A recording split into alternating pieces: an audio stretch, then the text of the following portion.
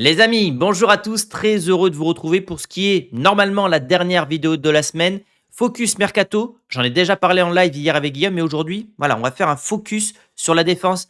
Ça semble être le gros chantier du Real Madrid pour 2026. Qui sera l'élu? Upamecano, Konaté, Marguerite ou peut-être un quatrième nom qui a filtré par la presse espagnole. Donc c'est le sujet du jour. On parlera également du reste de l'actualité, notamment de Kylian Mbappé qui joue ce soir avec l'équipe de France. Et on voit tout ça juste après le générique.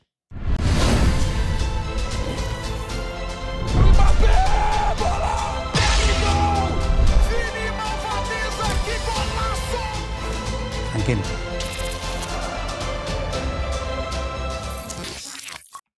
Avant de commencer les amis, on lâche le pouce bleu, on booste la vidéo, vous avez un truc qui s'appelle boost, vous cliquez dessus, c'est gratuit, vous avez droit à 3 ou 4 boosts je crois par semaine et ça permet, comme le nom l'indique, de booster la vidéo. L'algorithme est en train de changer pour les créateurs, donc si vous pouvez le faire évidemment, ça donne beaucoup de force à la chaîne et je vous en remercie.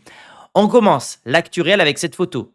Et cette photo, c'est les émotions. Je ne sais pas si vous l'avez reconnu, c'est le fils de Marcelo, qui est donc capitaine des, je crois, U17 espagnols. Il joue également avec les juvéniles du Real Madrid. Et peut-être que ce gars-là, dans quelques années, sera un titulaire du Real Madrid et qu'on aura une dynastie qui s'installera, comme on a connu les Maldini du côté du Milan ou d'autres grands joueurs comme ça, le Thuram, qui a eu ses fils qui sont devenus footballeurs.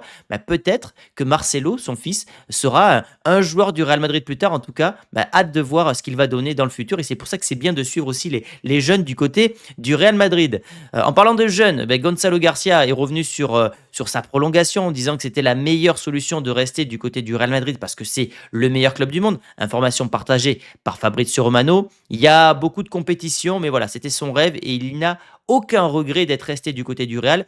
Voilà, seul petit bémol, si je peux dire, concernant Gonzalo Garcia, c'est le fait qu'il ne joue pas du tout comparé à la Coupe du Monde des clubs où son profil était vachement intéressant. C'était une espèce de Rossellou 2.0.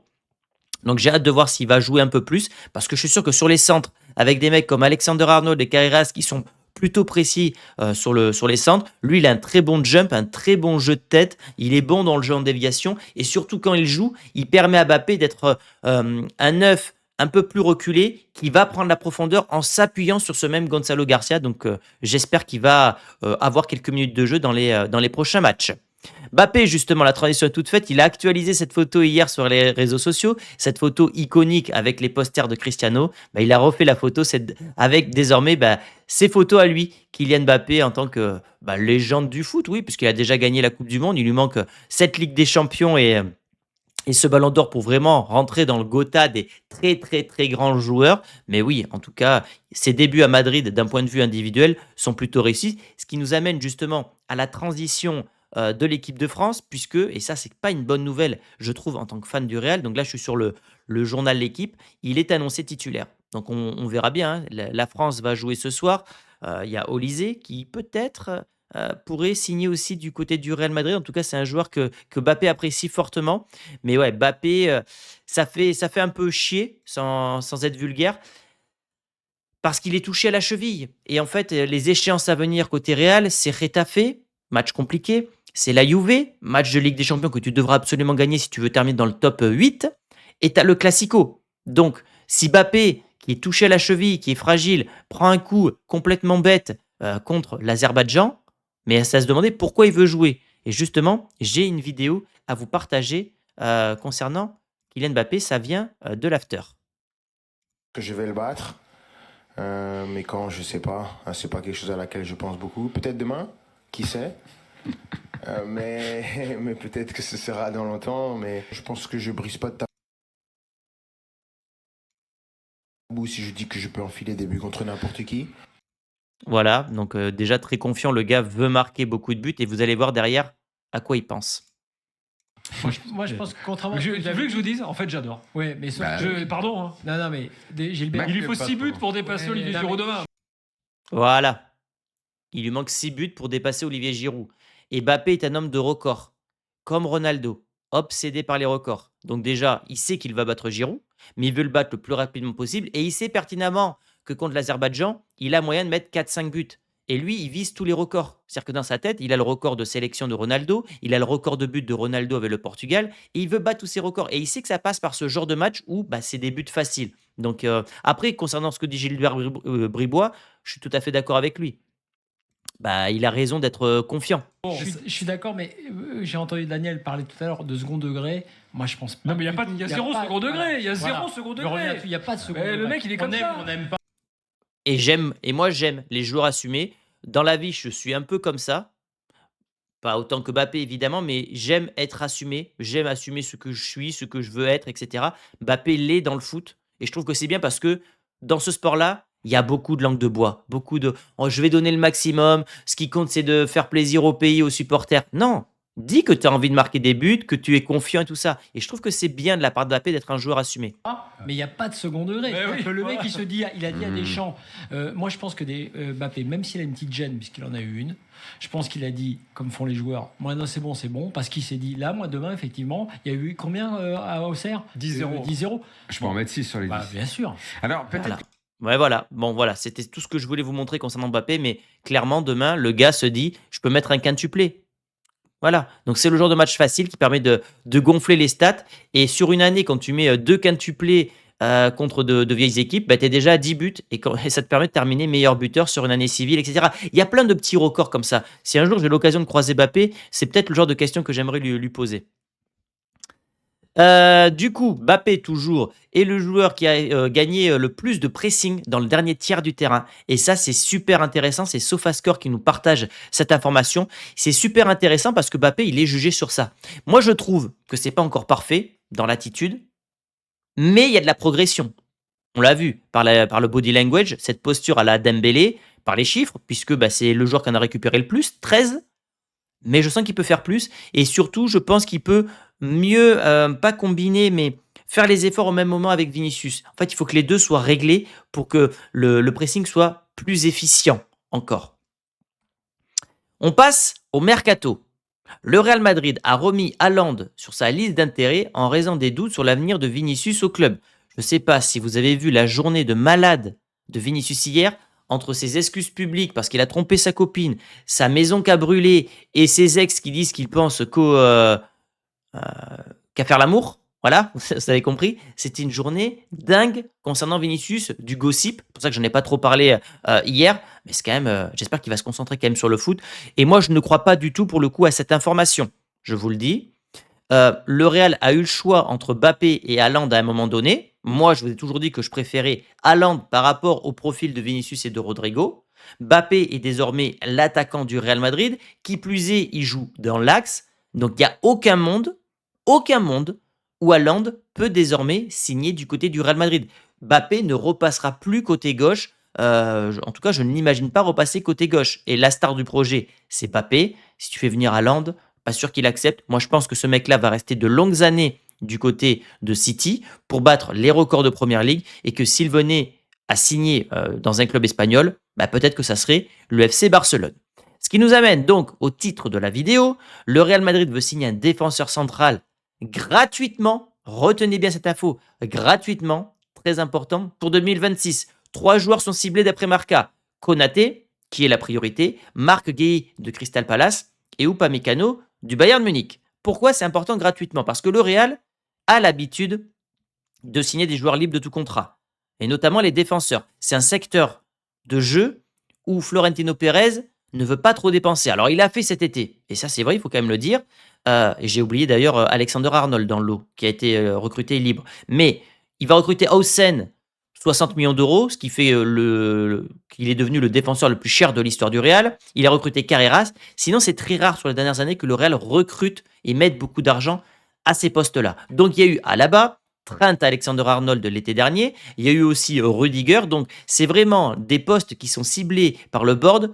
Et il regarde les joueurs qui sont libres, voilà, pour pas payer. Et on met l'argent sur les milieux, on met l'argent sur les attaquants. Parce que c'est les profils qui coûtent très cher dans le foot, notamment les talents offensifs. Et surtout, aussi aller chercher les jeunes sur le marché. On a parlé hier sur le live avec Guillaume de Rodrigo Mora, 70 millions d'euros. Je vous dis que si ce mec-là explose à la Coupe du Monde, je suis quasiment certain que Pérez ira dessus, comme il a fait notamment avec Rames Rodriguez en 2014. La priorité absolue, c'était lui. C'était Saliba. Et on était tous unanimes à ce sujet. Si le Real devait recruter un défenseur, ça devait être lui. Saliba, c'était lui, l'élu de la prophétie. Lui, le prochain défenseur du Real. Imaginez-vous une défense Hausen, Saliba.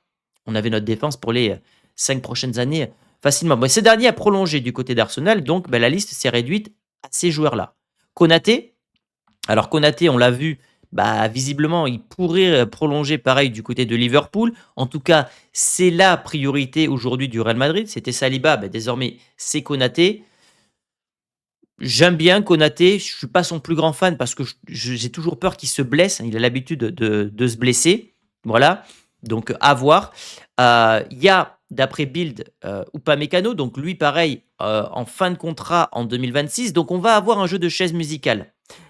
Imaginez Konaté signe au Real Madrid libre, Upamecano peut très bien signer du côté de Liverpool ou Marc Guéhi du côté de Liverpool pour remplacer justement le départ du Français. Donc on aura un jeu de chaises musicales entre 2-3 clubs, c'est clair et net. Je veux dire, le Real ne pourra pas recruter 3 défenseurs libres de tout contrat, mais ira en recruter un des 3, sachant que tu as déjà Militao, Hausen et possiblement derrière des Raúl Asensio, Rudiger, etc. Mais n'oubliez pas une info, Rudiger va partir, je pense, en fin d'année. Il est en fin de contrat avec le Real et l'Arabie Saoudite lui fait les yeux doux. Alaba est en fin de contrat, 24 millions d'euros de salaire brut. Il risque de quitter le club également. Donc le Real doit absolument recruter des défenseurs. C'est pour ça que quand on parle de chantier, c'est vraiment le terme. Il y a un gros chantier sur le mercato du Real concernant la défense et il va falloir recruter. 1, 2, on verra. Mais en tout cas, le Real doit absolument s'activer sur le mercato. Upamecano, je suis pas du tout fan.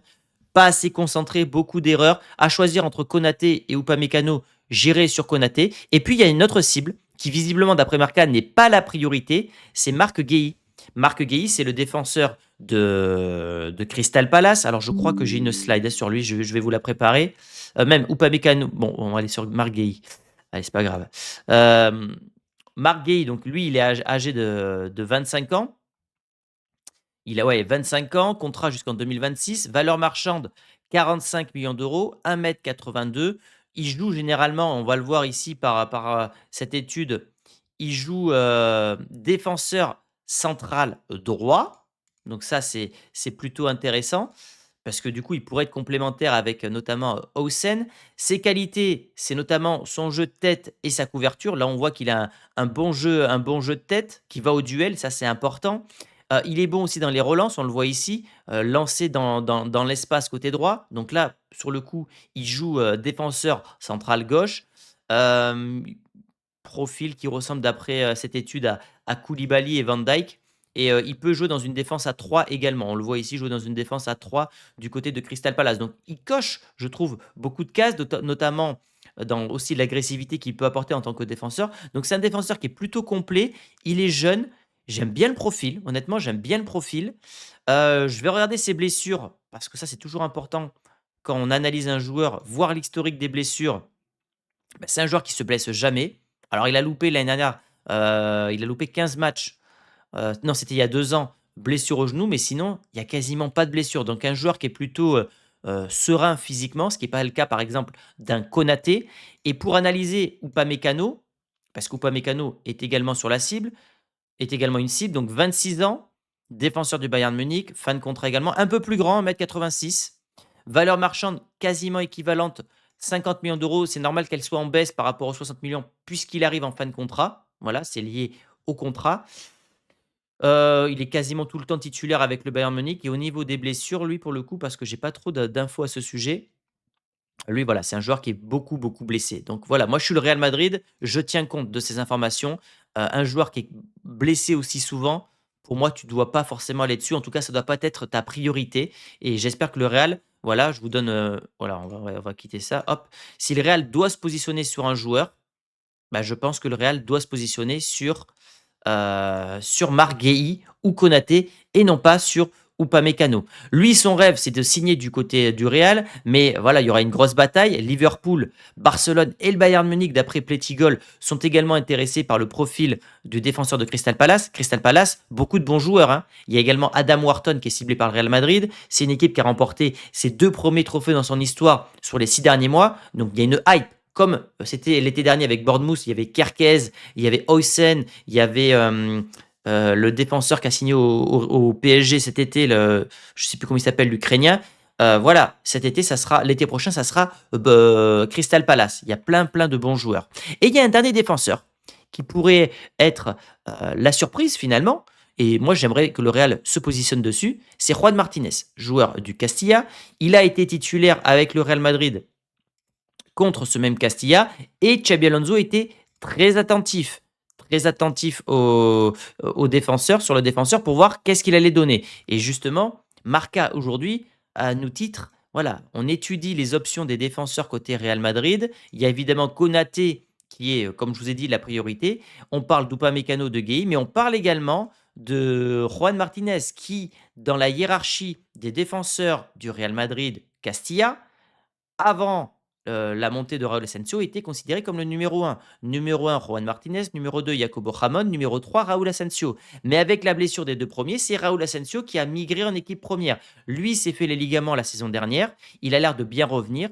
Et imaginez-vous que le Real perde Alaba et Rudiger fin de contrat. Tu libères déjà de la masse salariale. Tu libères des joueurs qui sont trentenaires. Et tu fais venir Marc Guehi, 25 ans, et tu fais remonter Juan Martinez, 20 ans ou 19 ans, bah, tu as deux défenseurs jeunes avec Militao et Osen, et tu es tranquille pour les 5-6 prochaines années. Et en plus de ça, on l'a vu avec Marc Guehi, tu as un défenseur qui est capable de jouer dans une défense à 3. Donc, mon choix par rapport au titre de la vidéo, bah, je positionnerai sur Marc Guehi, enfin, Konaté en numéro 1, quand même, il ne faut pas déconner, il joue à Liverpool. Donc Konaté en numéro 1, Marc Guehi en numéro 2. J'irai même sur du Juan Martinez en numéro 3. Et dernière option pour moi, ça serait Upamecano.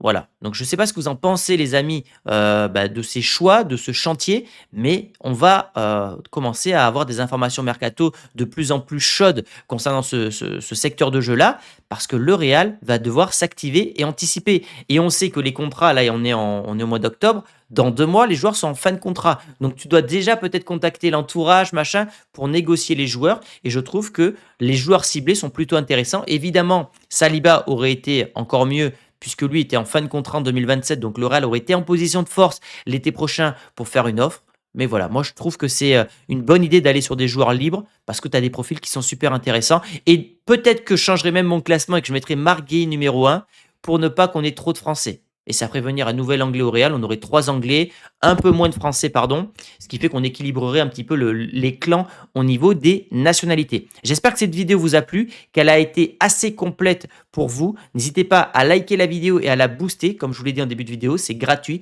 Et nous, on se retrouve dès qu'il y aura une info sur le Real Madrid. Si ça tombe ce week-end, ce week-end. Si ça tombe lundi, je vous dis à lundi. Et à ce moment-là, je vous souhaite un bon week-end, les amis. Ciao, gros bisous.